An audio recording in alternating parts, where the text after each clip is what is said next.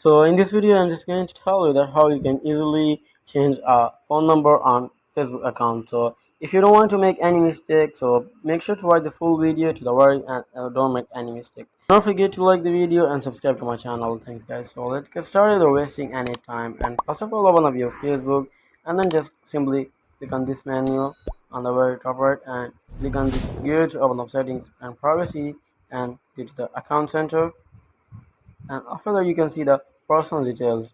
Click on it and go to contact information and click on add new contact and choose add mobile number, and here just add your country code and mobile number, and then simply click on change. So here just select the Facebook associated with and add your phone number. It will just send you a confirmation code to check that you have access to that number. So thanks to watch the video. Please subscribe to my channel and have any question about